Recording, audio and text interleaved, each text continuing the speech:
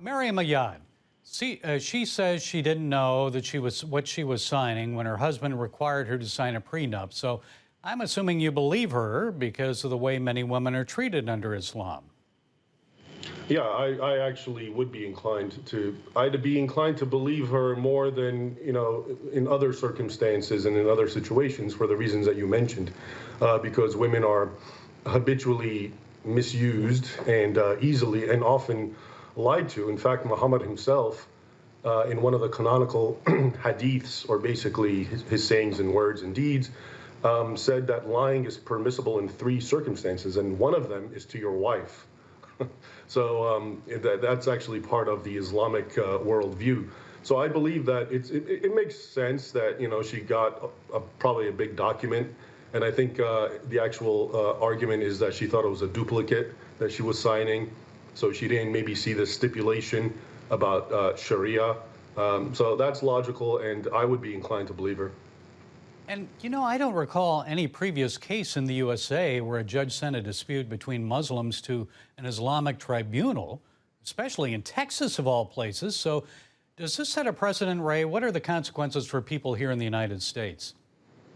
Well, it does set a precedent. It's actually shocking, and but it's one in a piece with what we're seeing everywhere, which is this large retreat from the Judeo-Christian mores and worldview, cultural values, which are enshrined in the Constitution, and the people who are most charged with guarding it and protecting it, judges, here they are now retreating from it, abandoning it, throwing it to the bus in favor of anything and everything other than that.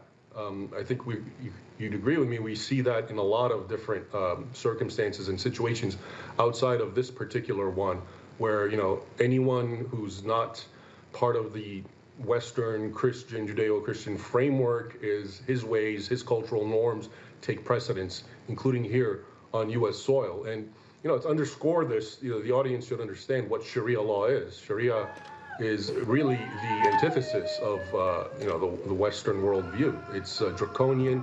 It's fundamentally based on the words and teachings of the Quran, which are believed to be from Allah, and the words and teachings of Muhammad, the Prophet of Islam.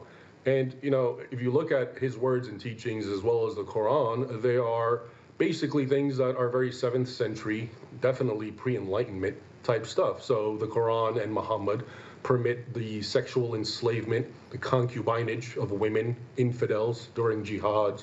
A woman's testimony is half that of a man, which really comes into play in this particular case, because if this Maryam woman is judged by a Sharia tribunal, her words are already are cut in half as far as their value, because she's a woman.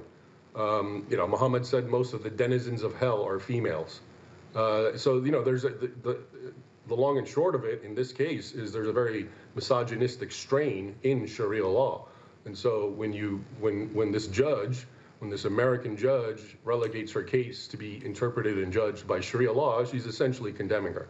And a lot of liberals are saying, where's equity? We're fighting for equity in America. Well, where's the equity in that if a woman's testimony is only half that of a man's? So how likely is it, do you think, Raymond, that we'll eventually see a Sharia court established here in the USA?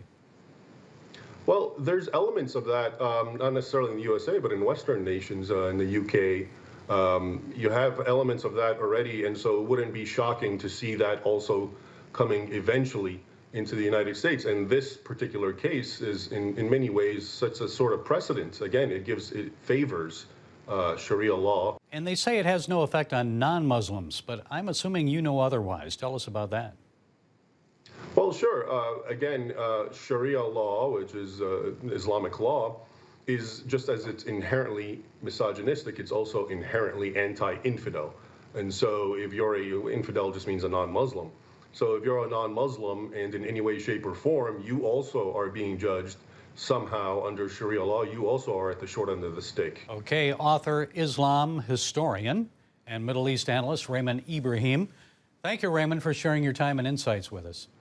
Thanks very much, Gary. Take care. And for other important stories and trends you need to know about, be sure to tune into the Global Lane. You can find it on the CBN News Channel tonight at 8:30 Eastern Standard Time. You can also find it on the CBN